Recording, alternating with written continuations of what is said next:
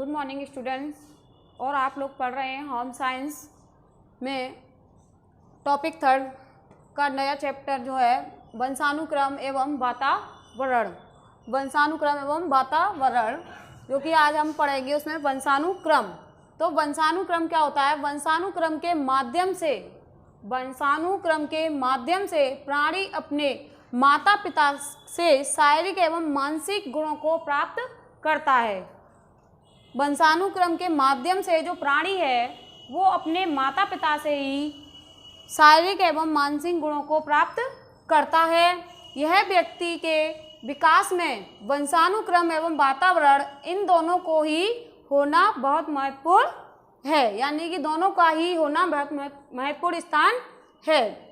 वंशानुक्रम का अर्थ क्या होता है? वंशानुक्रम का अर्थ है कि प्राणी को अपने पूर्वजों से जो कुछ भी प्राप्त होता है, प्राणी को अपने पूर्वजों से जो कुछ भी प्राप्त होता है वह वंशानुगत गुण के कारण होता है। किसके कारण होता है? वंशानुगत गुण के कारण।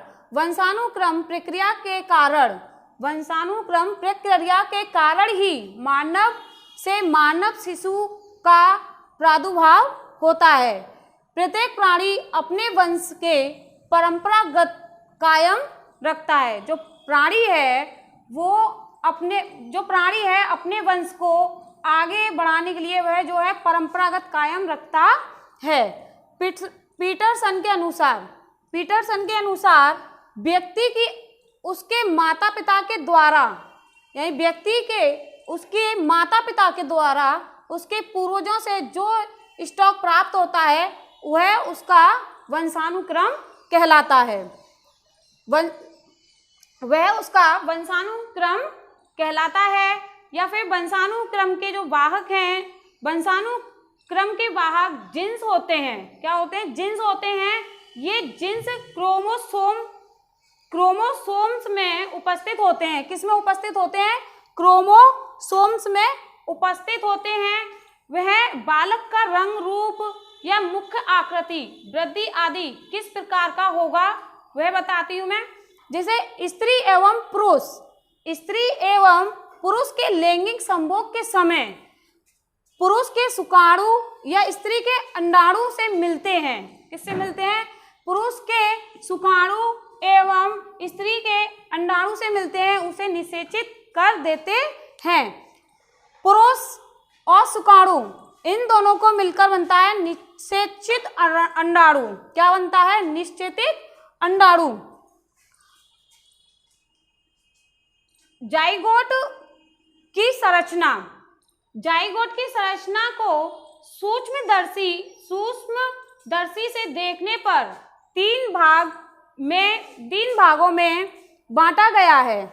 नंबर 1 कोशिका भित्ति, नंबर 2 जीव द्रव्य यानी कि प्लाज्म, तीसरा है गुणसूत्र यानी कि क्रोमोसोम।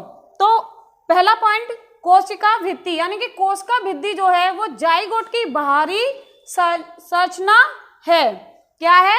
बाहरी संरचना है। और जीव द्रव्य जो है वो है केंद्र के बीच जीव द्रव्य भरा होता है।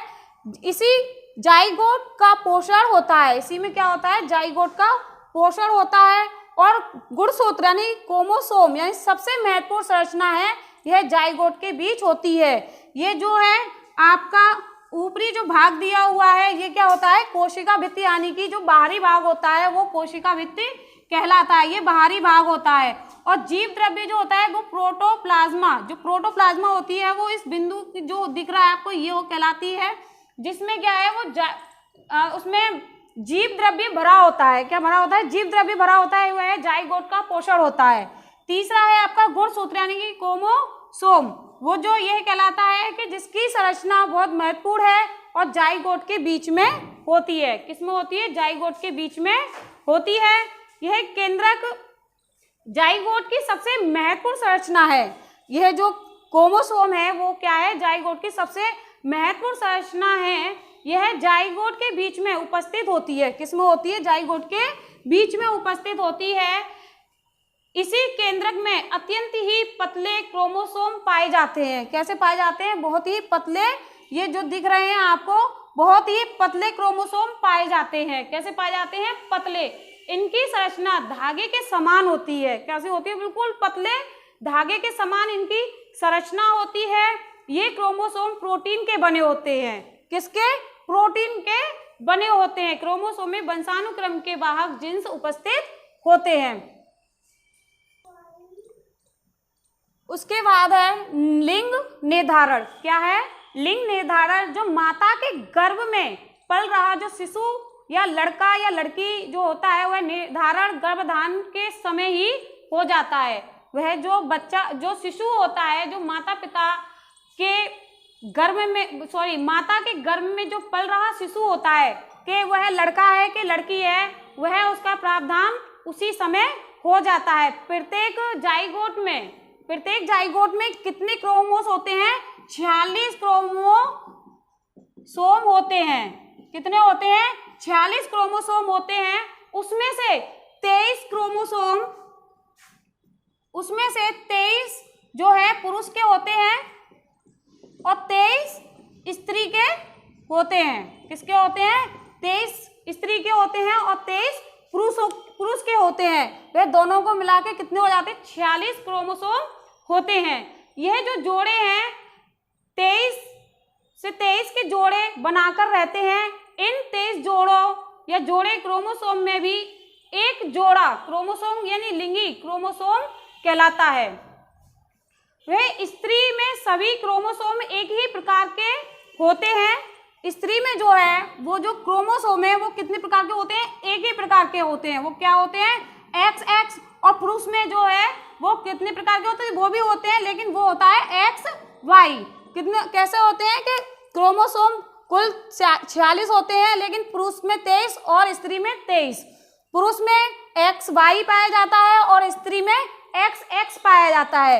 यदि XX पुरुष शुक्राणु, स्त्री XY अंडाणु। जब यह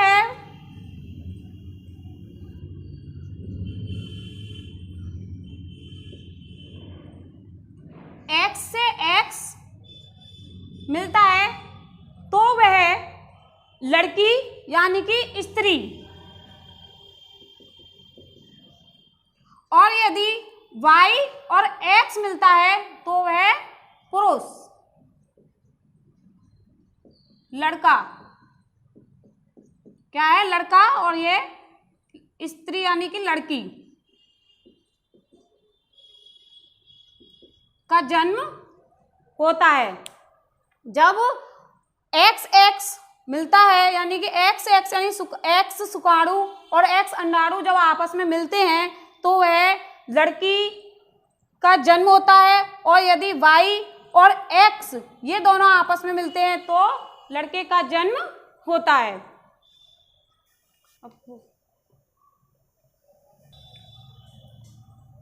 अब इतना आप लोग समझ ही गए होंगे। इससे आगे टॉपिक जो है वो हम आपको आगे वीडियो में बताएंगे। आज का इतना ही टॉपिक है। Thank you.